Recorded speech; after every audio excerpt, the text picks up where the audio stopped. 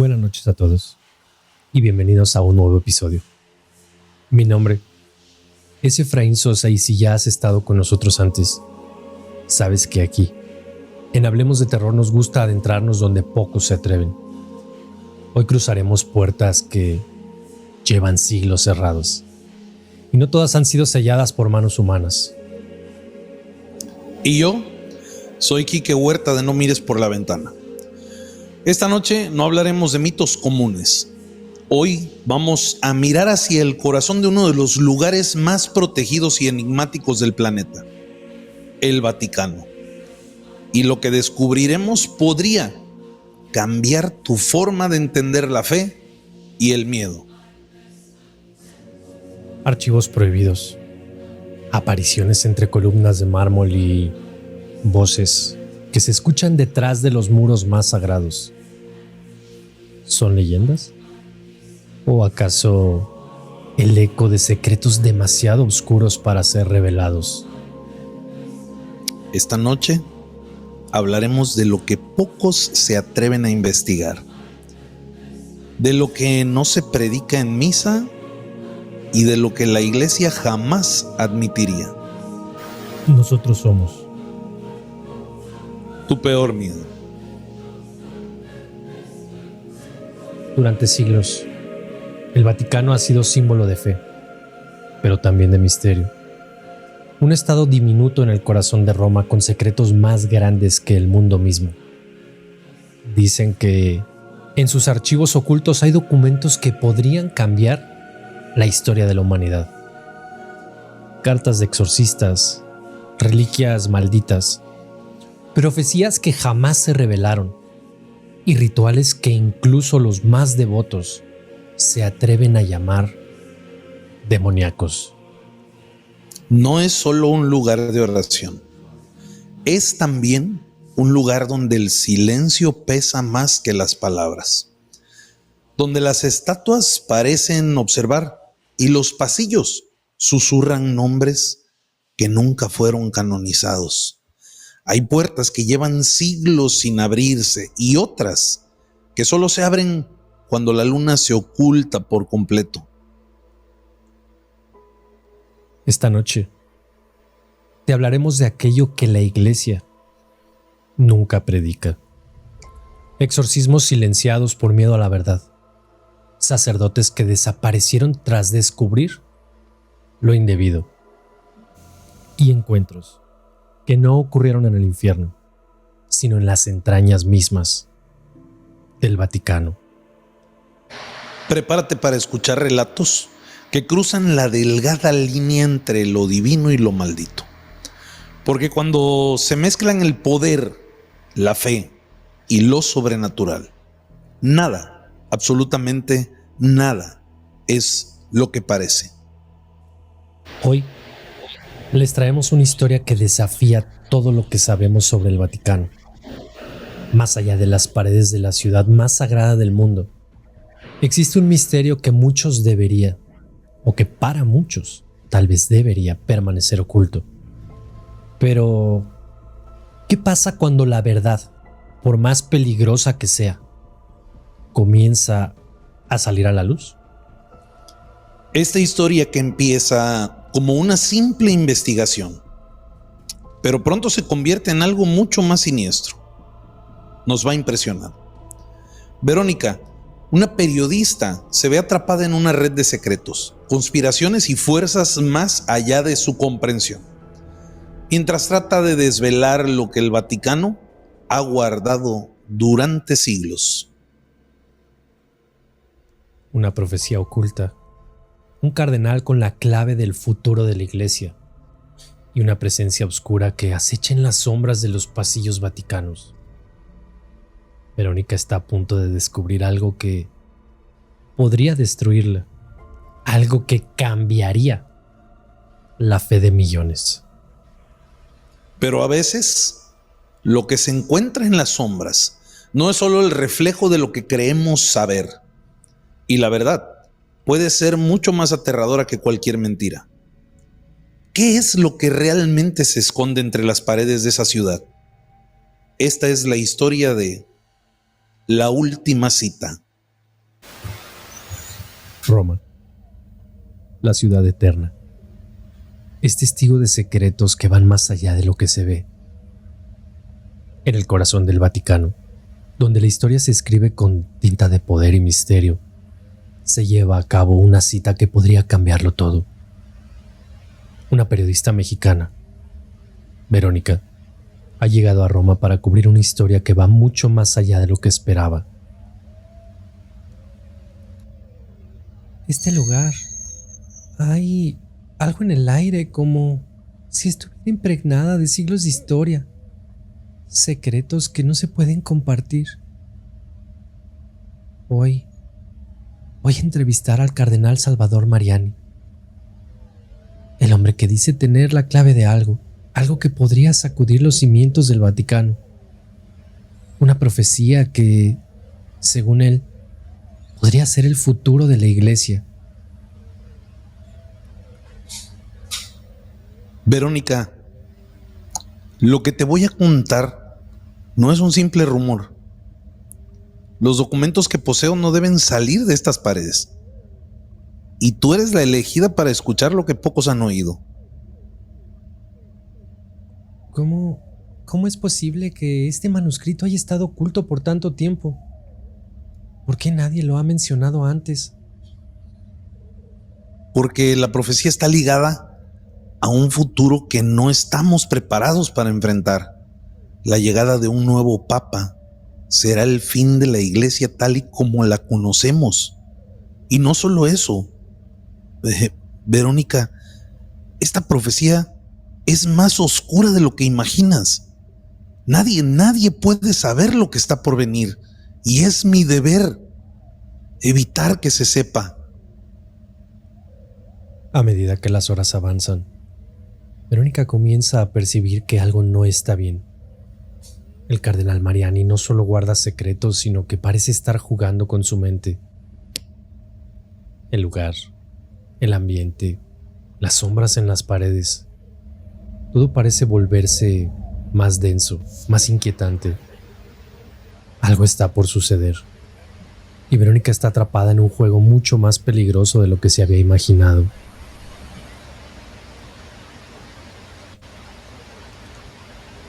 ¿Qué significa esto? ¿Qué están ocultando? No puedo seguir ignorando lo que siento en el aire. Este lugar tiene algo que no puedo entender. Debes entender, Verónica, hay algo más grande que nosotros, que no podemos ver, pero que nos observa. Y si la profecía se cumple, no solo el Vaticano caerá, el mundo entero será arrastrado con él. Esto es una locura. ¿Por qué no me lo dijiste antes? ¿Por qué ahora? ¿Por qué a mí? Porque eres la última persona en quien confiar y ahora no puedes irte. El destino ha hablado y tú eres parte de él. La conversación de Verónica con el cardenal Mariani toma un giro más oscuro cuando, después de ese encuentro, Verónica comienza a sentir que no está sola. Escucha pasos detrás de ella, susurros incomprensibles que parecen provenir de las paredes. El cardenal Mariani desaparece misteriosamente, dejando a Verónica atrapada en el Vaticano, sin poder confiar en nadie, sin saber en quién puede creer. Esto no puede ser real. Nadie puede saber esto, nadie puede entender lo que está sucediendo. El Vaticano tiene secretos y los está protegiendo a toda costa.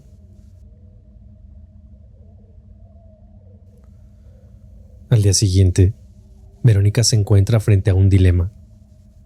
Decidida a exponer la verdad, se dirige hacia el archivo donde se guardan los documentos secretos que el cardenal mencionó. Sin embargo, al abrir la puerta, se encuentra con un hombre extraño que la observa en silencio. Su rostro es conocido, pero no sabe de qué. Su presencia la pone nerviosa, como si de alguna manera supiera lo que ella busca. ¿Quién eres?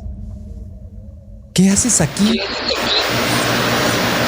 Lo que buscas, no te conviene encontrarlo. Tengo que saber la verdad. El mundo necesita saberlo. ¿Por qué me están ocultando esto? Hay algo mucho más grande de lo que puedo comprender. El conocimiento es peligroso, Verónica. Hay cosas que el mundo no debe saber. Y si sigues buscando, tú serás el siguiente objetivo. No puedes huir de lo que ya está marcado. No voy a detenerme. Voy a exponer todo lo que sé. El Vaticano no puede seguir ocultando esto. En ese instante, las luces del Vaticano se apagan, sumiendo todo en la oscuridad. Verónica siente una presión en el aire como si estuviera siendo observada por algo invisible. Las sombras se alargan, retorcidas, y de repente una voz sibilante susurra en sus oídos. ¿Te atreves a conocer el precio de la verdad? No puede ser. ¿Qué está pasando? No puedo quedarme aquí. Verónica corre, pero no puede escapar de las sombras que la siguen. En su mente, las palabras del cardenal y de aquel extraño se mezclan con la amenaza de lo que aún no comprende. La verdad, aunque oculta, parece estar justo frente a ella. Pero cada paso hacia ella la consume más. Algo en su interior le dice que jamás podrá escapar del Vaticano, que las puertas que se cerraron esa noche jamás se abrirán para ella. La verdad, como siempre, está más allá de lo que somos capaces de soportar. Y aquellos que buscan desvelarla, tarde o temprano se convierten en parte del misterio que se oculta en las sombras del Vaticano.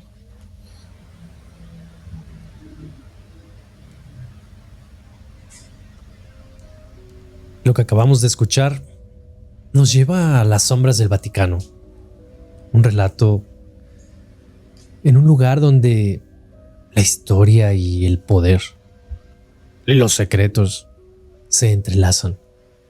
Pero más allá de la ficción existe un mundo real de conspiraciones y enigmas que no son tan fáciles de ignorar.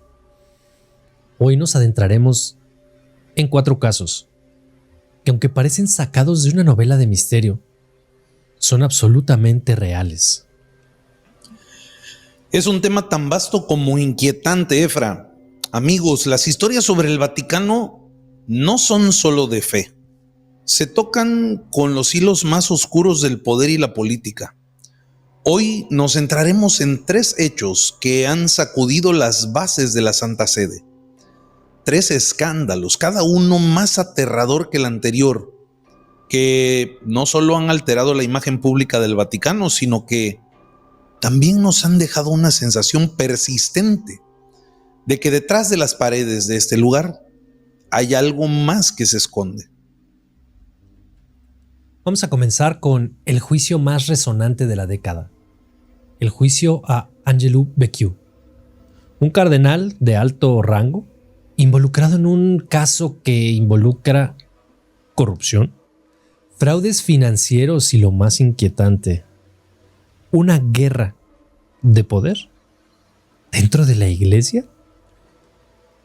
En 2020, el Vaticano empezó a juzgar a Becciu, quien fue considerado uno de los hombres más poderosos dentro de la curia romana.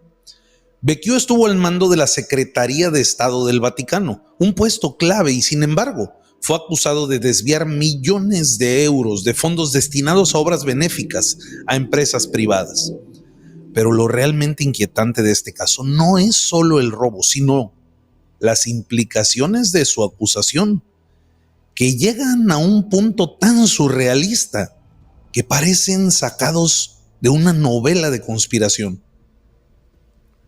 Becue fue arrestado además por el supuesto mal manejo de una inversión millonaria en un lujoso edificio en Londres.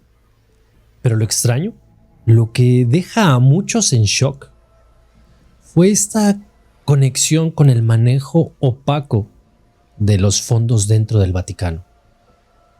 Tras su arresto, obviamente, saliendo las evidencias, se revelaron grabaciones de reuniones secretas, documentos perdidos y testigos que hablaban de pactos secretos entre el Vaticano y empresarios oscuros. Lo más inquietante es que, según varios reportes, Becue utilizó su posición para manipular decisiones dentro del Vaticano, no solo por dinero, sino por un objetivo más grande: tomar el control de la Santa Sede. El juicio fue un escaparate de cómo el Vaticano maneja sus secretos más oscuros. Durante las audiencias se destaparon acuerdos con figuras poderosas fuera del Vaticano, entre ellas empresarios que estaban en la sombra de la política global. Uno de los aspectos más extraños de esta conspiración es la posible vinculación de Becue con figuras que buscan socavar el poder de la misma Iglesia. Las alianzas secretas, los pagos ilícitos y las traiciones en las más altas esferas del Vaticano nos dejan con una sola pregunta: ¿quién controla realmente la Santa Sede? Pero no todo se reduce a la lucha de poder, y no entre los hombres de la Iglesia. Hay algo mucho más oscuro de lo que podemos imaginar, algo que surgió de la misma seguridad del Vaticano. El caso del asesinato del comandante de la Guardia Suiza Pontificia, Alois Estermann, junto a su esposa y el cabo Cédric Tournay. Sucedió en 1998. Era el 4 de mayo de aquel año. Estermann, su esposa Gladys Mesa Romero y el cabo Cédric Tournay fueron encontrados sin vida en su apartamento en el Vaticano.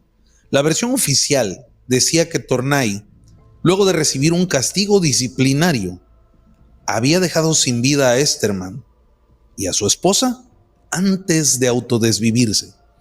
Pero esta versión nunca terminó de convencer a nadie. Lo extraño de este caso es la manera en que fue manejado. La Guardia Suiza, encargada de proteger al Papa, se vio envuelta en este macabro crimen. Pero las circunstancias siguen siendo inciertas. En su momento se especuló que Tournay podría haber tenido vínculos con otros miembros de la Guardia, que sus motivos podrían haber sido mucho más complejos de lo que se presentó oficialmente. Algunos incluso sugirieron que el asesinato podría haber sido parte de una conspiración interna más grande, relacionada con secretos de la propia Iglesia. Lo más perturbador es que décadas después siguen surgiendo teorías. La abogada Laura Sgro, en su libro Sangue in Vaticano del 2022, sugirió que las investigaciones iniciales estuvieron llenas de irregularidades y que este asesinato pudo haber sido algo mucho más profundo. El periodista John Foleyne, en City of Secrets, también planteó la posibilidad de una relación oculta entre Estermann y Tournay, algo que jamás se había mencionado oficialmente. El caso ha quedado envuelto en un halo de misterio y de desconfianza. Lo que se nos dijo en su momento nunca cerró por completo. Los documentos oficiales siguen siendo confidenciales y algunas piezas clave de este rompecabezas nunca se han encontrado. Un crimen con tintes de conspiración en el corazón mismo del Vaticano. ¿Qué más puede haber oculto dentro de sus paredes?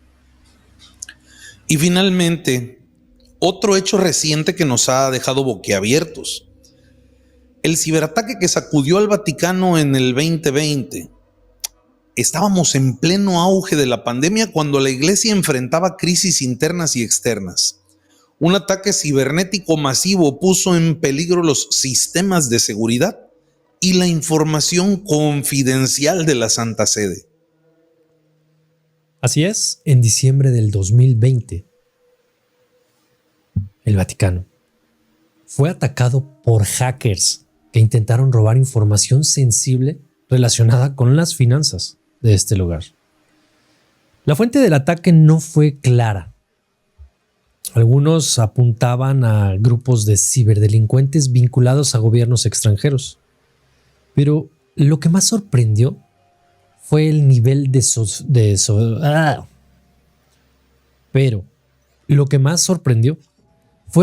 sofisticación de este ataque. Se trataba de un cibercrimen de alto nivel que no solo comprometió la seguridad financiera, sino que también sembró la duda sobre qué tan vulnerables son las instituciones más poderosas del mundo. En este caso, no solo se trató de un ataque cibernético común. Hay que saber que los hackers tuvieron acceso a datos cruciales, incluso a comunicaciones privadas dentro de la curia romana. Lo más inquietante fue que entre los archivos robados se mencionaron temas tan oscuros como la lucha por el control de las finanzas dentro de la Santa Sede y las conexiones internacionales del Papa con gobiernos muy poderosos. El Vaticano nunca ha revelado quién estaba detrás de este ataque, pero algunos reportes sugieren que los hackers pudieron haber tenido acceso a información que involucra a figuras clave en la política global. ¿Acaso hay fuerzas oscuras dentro y fuera del Vaticano que intentan desmantelar su control sobre el mundo? El ciberataque dejó muchas preguntas sin respuestas y sigue siendo un misterio si la iglesia fue víctima de un intento de chantaje o si hay algo más siniestro detrás de este ataque. Efra, son 3 casos que por su naturaleza nos dejan pensando. Estamos hablando de corrupción dentro de la más alta jerarquía de la iglesia, asesinatos en sus propias filas y ataques cibernéticos que amenazan con desvelar secretos profundamente guardados. El Vaticano, la sede de la Iglesia Católica, esconde muchísimo más de lo que muestra. Sí, y todo esto en medio de una institución que predica paz, luz, amor. La pregunta, al final de cuentas, es la misma. ¿Qué está realmente sucediendo en el corazón del Vaticano? La respuesta, como muchas otras, sigue en la oscuridad. Habría que atreverse a mirar mucho más allá de la ventana, puesto que estas historias solamente reflejan que son un eco más de lo que se oculta tras los muros más impenetrables del mundo, o por lo menos eso es lo que creemos. Y si lo que sabemos ya es perturbador, imagina las cosas que aún no se nos han revelado. Así es. Porque en el Vaticano lo sagrado y lo oscuro conviven en silencio. Y mientras la verdad se oculta entre rituales, archivos sellados y susurros de poder, nosotros seguimos aquí, esperando, buscando. Y además, Efra, dicen que el silencio de una iglesia vacía puede ser mucho más ruidoso que una multitud gritando. Entre los ecos de los rezos antiguos y las sombras que se cuelan por los vitrales, hay historias que nunca se predican desde el altar, pero que se siguen confesando, aunque el sacerdote ya no esté presente. Esta noche vamos a leer un correo que nos llegó sin firma, sin detalles, solo con una advertencia de que no tendría que ser ignorado. Un relato donde La fe, la culpa y lo inexplicable se entrelazan entre bancos polvorientos y velas encendidas sin razón.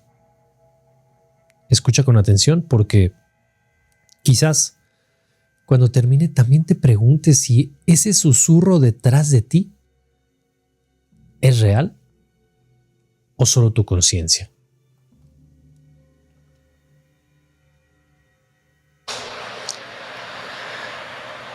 El asunto de este correo es confesiones que no eran para mí.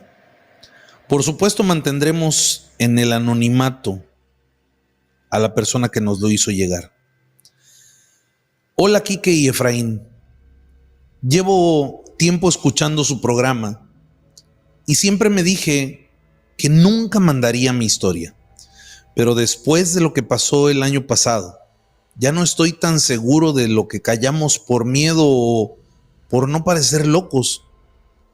Vivo en el norte de México, en un pueblo donde la iglesia es el centro de todo. Mi abuelo fue sacristán por más de 30 años y cuando falleció, el padre me pidió que ayudara con algunas cosas del templo.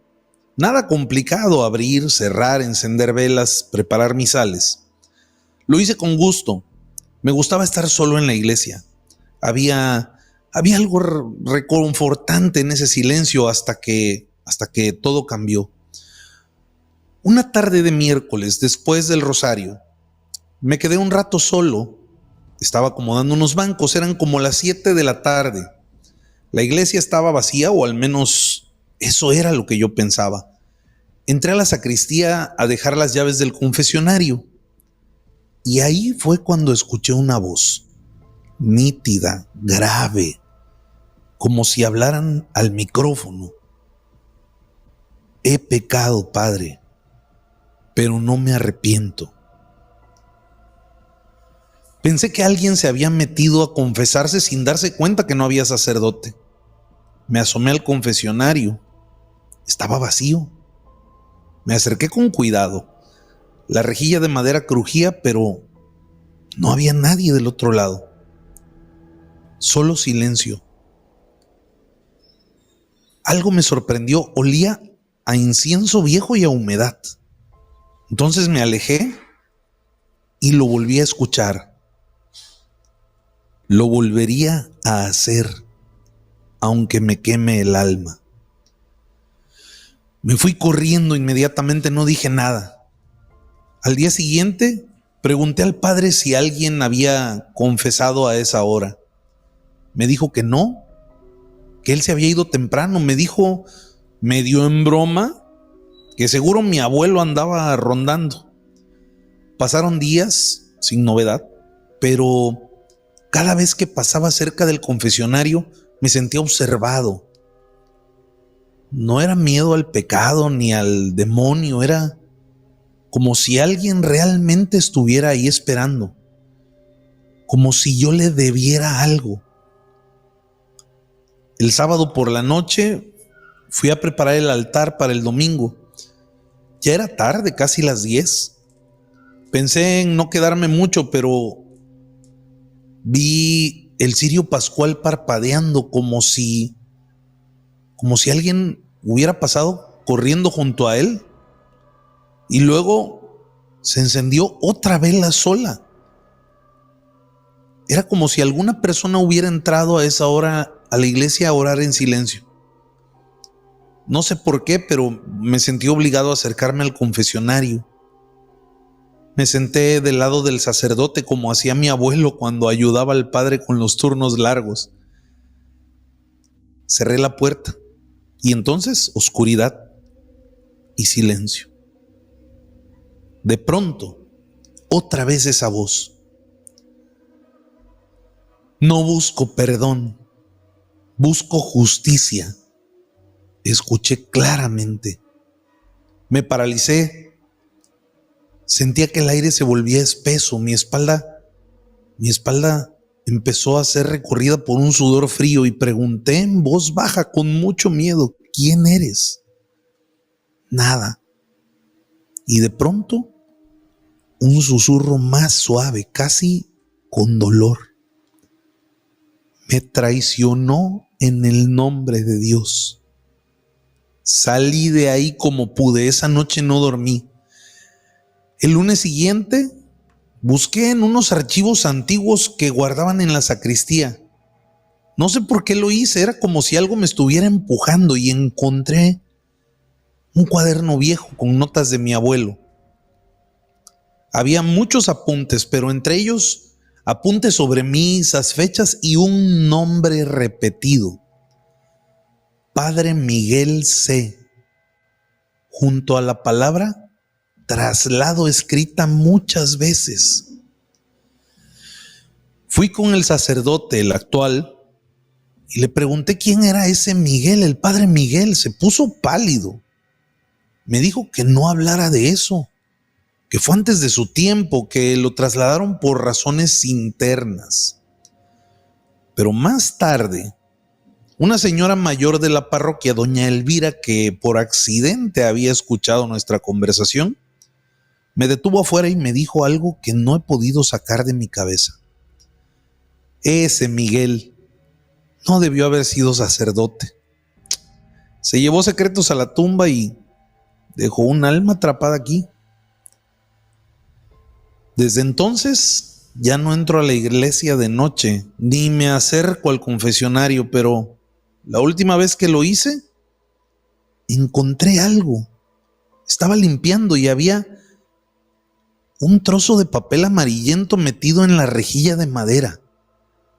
Estaba escrito con una letra que parecía como muy antigua y decía: ya confesé su crimen.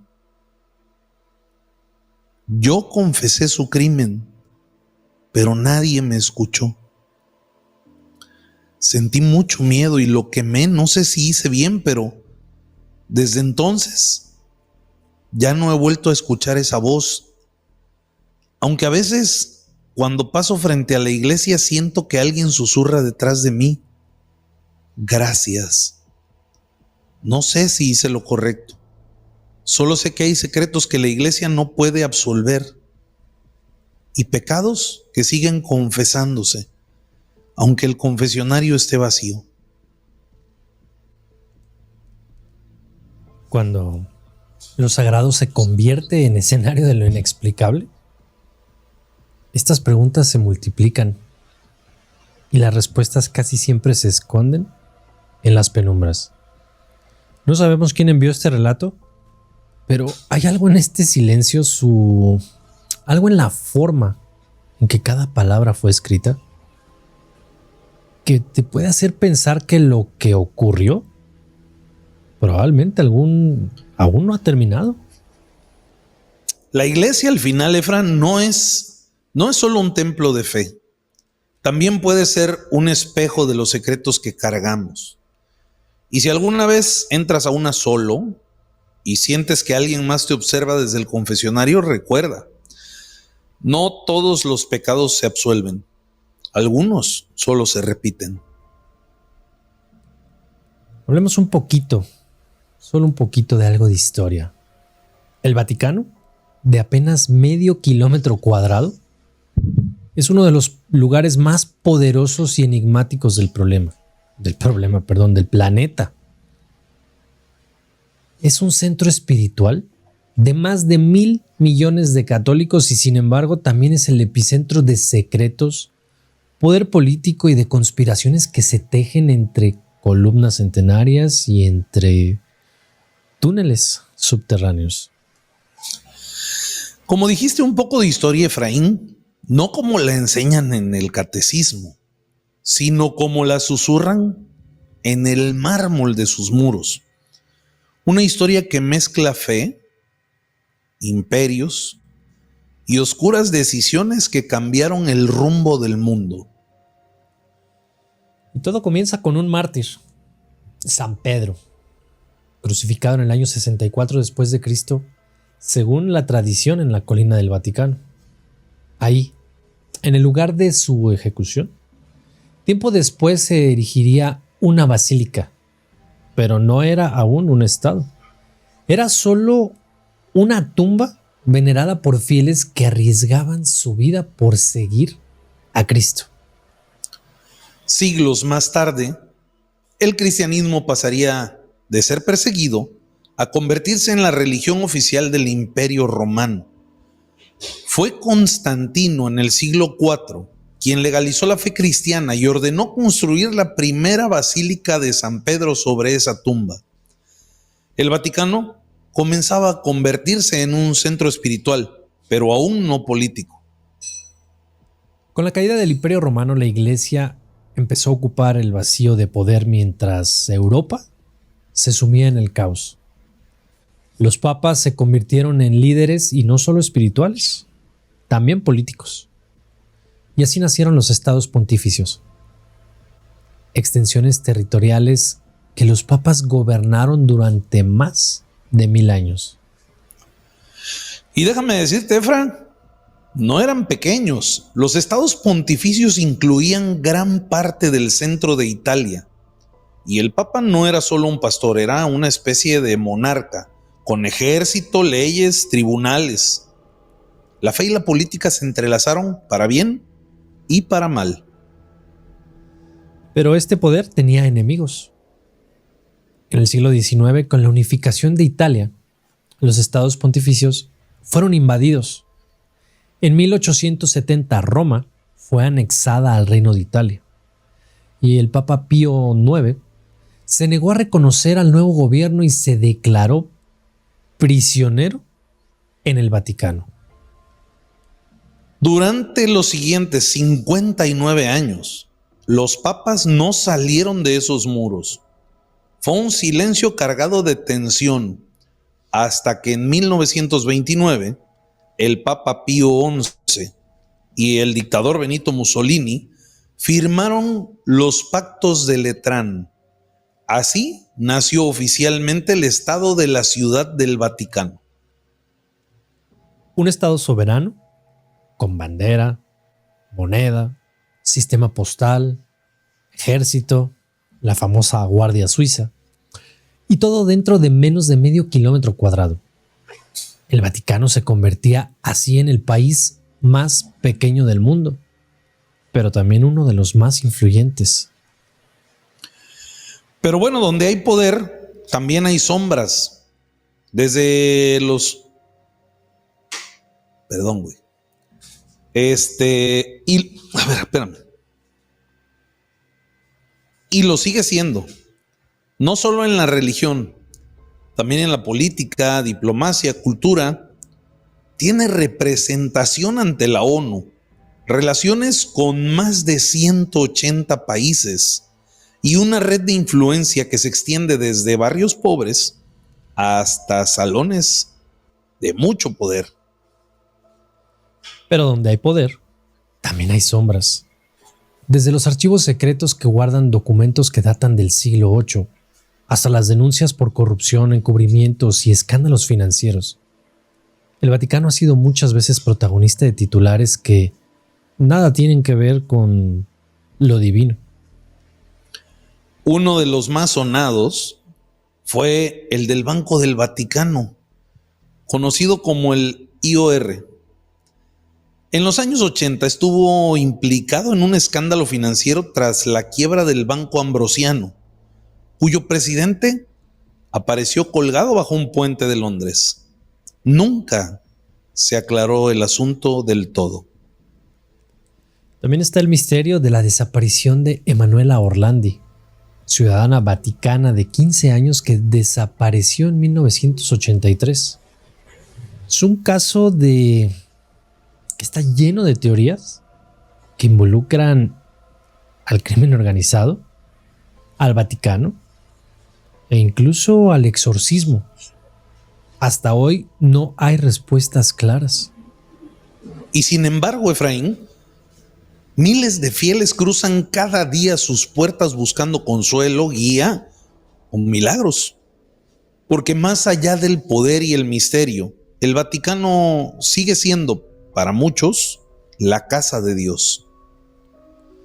Una casa construida con siglos de historia, escrita con tinta de fe y a veces con sangre. Desde el pescador crucificado hasta los pactos diplomáticos más recientes, su historia no termina y cada nuevo papa escribe un nuevo capítulo.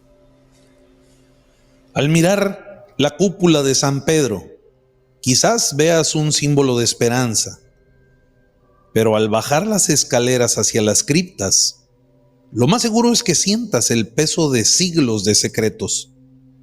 Así es el Vaticano: luz y sombra, fe y poder, eterno, en silencio, observando.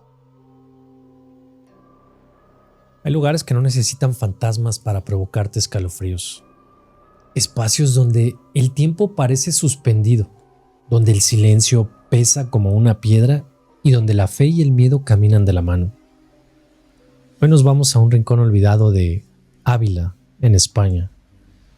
Una iglesia pequeña, sin mucha fama, pero con una historia que nos llegó por correo y que estoy seguro que va a dejarlos helados.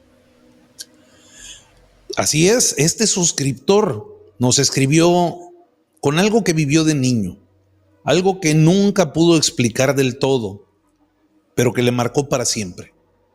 Lo más inquietante de este relato, Efra, no es lo que vio, sino lo que escuchó. También, por supuesto, lo que sintió y lo que nunca se atrevió a mirar. Escucha con atención, porque este no es un relato sobre demonios con cuernos ni espectros flotantes. No, es una advertencia que se esconde entre los muros de la iglesia y en el eco de los pasos que vienen detrás. El asunto dice: sobre lo que vi en la iglesia de San Bartolomé. Hola, Quique y Efraín. Os escribo desde Ávila, en Castilla y León. Escucho vuestro programa desde hace más de un par de meses. Escuchaba primero a uno de ustedes, luego al otro, y ahora que están juntos nunca me los pierdo. Y la verdad, nunca pensé en mandar algo, hasta ahora, porque lo que viví no me lo he podido sacar de la cabeza desde que era niño. Y cada vez que vuelvo a esa iglesia, algo dentro de mí se aprieta, como si supiera que lo que pasó no ha terminado. Tenía 13 años, era monaguillo en la iglesia de San Bartolomé, una parroquia pequeña, antigua, medio escondida entre calles empedradas.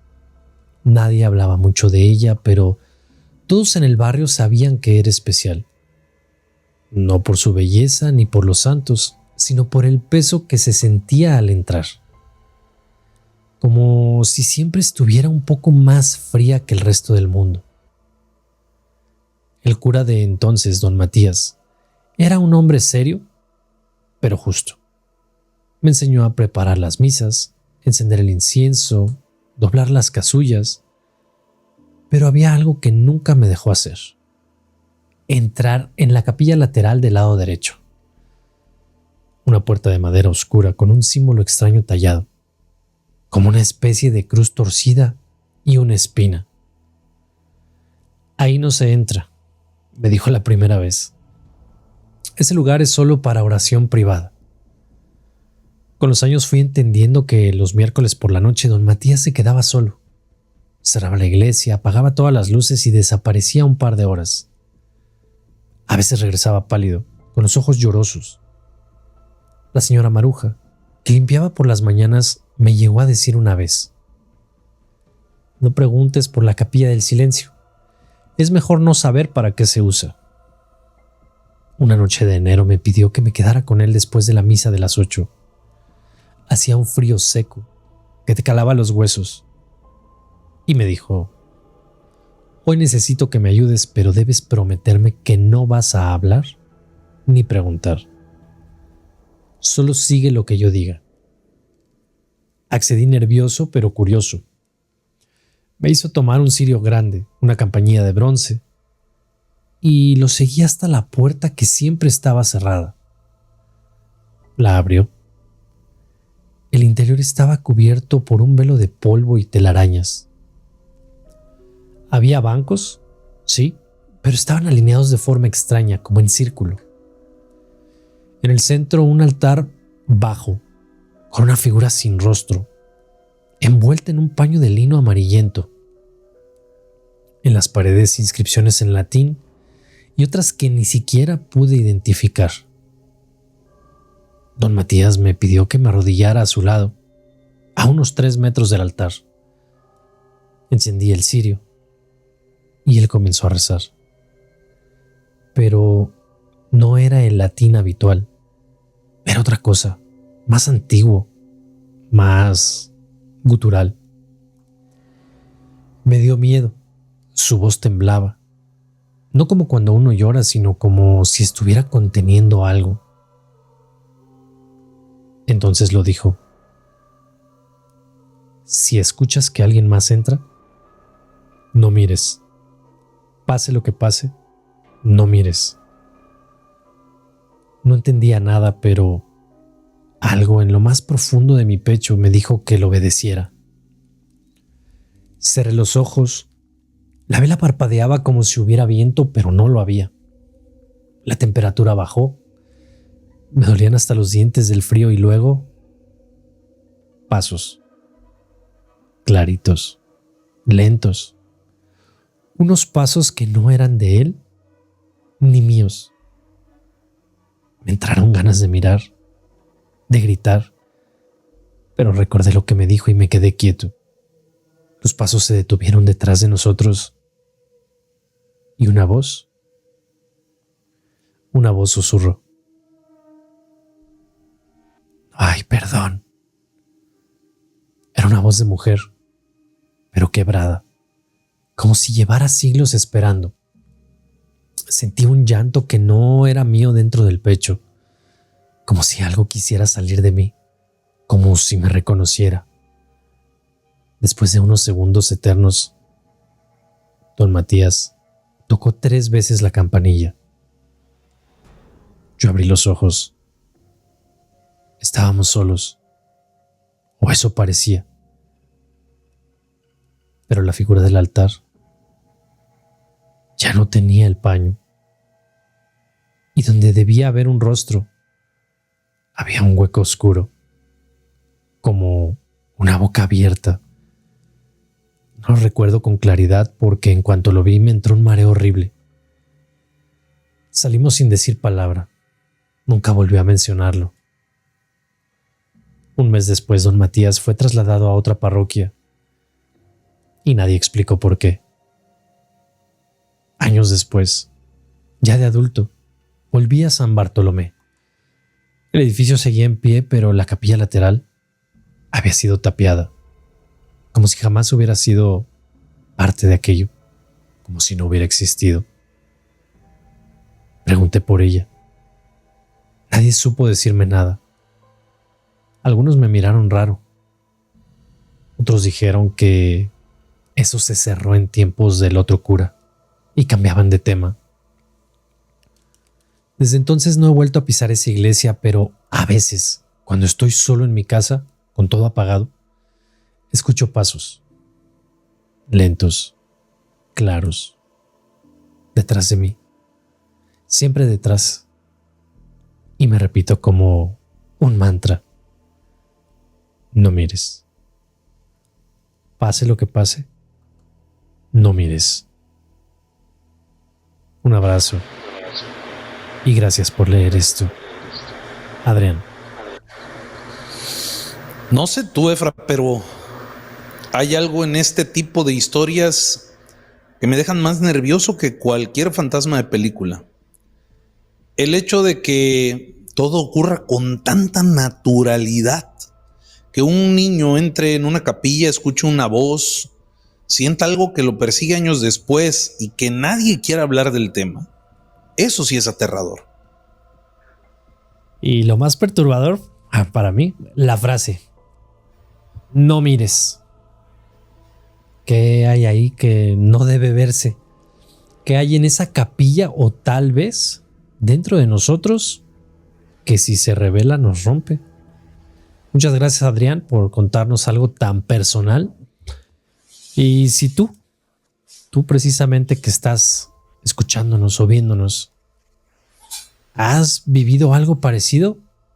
Ya sabes, escríbenos, déjanos tus comentarios, mándanos un correo, porque aquí cada correo es una ventana más que se abre, aunque a veces deberíamos dejarla cerrada. Esta noche recorrimos pasillos que rara vez se iluminan y tocamos puertas que muchos preferirían dejar cerradas. No es fácil hablar del Vaticano sin despertar pasiones, sin tocar fibras sensibles, pero lo hicimos no para atacar, sino solo para cuestionar. Porque la fe verdadera no teme a las preguntas. ¿El poder? Ese sí. A lo largo de siglos se nos ha enseñado que el Vaticano es la representación más pura de la fe en la tierra, pero también es una institución con muros de mármol y secretos de piedra. Secretos que no solo están enterrados en los archivos, sino también en las conciencias de quienes han visto demasiado y no pueden hablar. El juicio del cardenal Becciu, la misteriosa muerte del guardia suizo en la residencia papal, el ciberataque que expuso movimientos que nadie debía ver, y los relatos que ustedes, nuestros oyentes, nos han compartido, todo parece formar parte de algo más grande, no solo una coincidencia. Es una grieta que se abre y que deja ver algo que siempre estuvo ahí, algo que huele a incienso, pero también a miedo. Y bueno, a ver, no olvidemos las profecías. Antes de irnos, Efra, desde San Malaquías hasta mensajes ocultos en cartas y simbolismos. Nos dijeron que vendría un último papa. Nos advirtieron del humo negro, de los tronos vacíos, de la corrupción interna, pero tal vez lo más aterrador no es que esas profecías sean ciertas, sino que alguien en algún lugar esté haciendo lo posible para cumplirlas. Lo que está claro es que el misterio no vive solo en criptas antiguas o en manuscritos polvorientos. Está vivo, respira, se esconde en las miradas cruzadas durante un cónclave, en los archivos que nadie consulta, en los silencios incómodos de quienes saben demasiado. Y en medio de todo estás tú. Tú que escuchas esto a solas, con los audífonos puestos o en la oscuridad de tu cuarto, te preguntarás, ¿y yo qué tengo que ver con todo esto? La respuesta, más de lo que crees. Porque aunque hayas pisado el Vaticano, o nunca lo hayas pisado, aunque no creas en la iglesia, aunque hayas dejado la fe atrás, los símbolos, las decisiones, las conspiraciones, todo impacta el mundo que habitas. Desde qué guerras se bendicen hasta qué voces se silencian. El Vaticano no es solo un sitio en Roma. Es una idea, una red, un poder. Y si hay algo que aprendimos en esta entrega, es que la oscuridad más peligrosa no es la que se oculta en la sombra, es la que se disfraza de luz, la que se arrodilla mientras clava el cuchillo, la que sonríe desde un altar mientras guarda silencio ante el horror. No queremos que creas ciegamente todo lo que contamos aquí. No buscamos alimentar la paranoia. Lo que queremos es que cuestiones, que observes, que escuches y que si alguna vez te cruzas con algo que no encaja, no mires hacia otro lado. Tal vez ese sea el verdadero llamado de esta noche. No te asustes, despierta. Porque a veces lo más terrorífico no es lo que está en la oscuridad, sino lo que vive cómodamente en la luz, con sotana, con anillo y con demasiadas llaves. Y mientras tú dormías, en alguna parte del mundo otro secreto fue sellado. Otra verdad se ocultó detrás de una sonrisa y otro guardia quizá bajó la mirada. Gracias por acompañarnos en esta noche de preguntas sin respuesta. Y recuerda, cuando hablemos de terror, No mires por la ventana.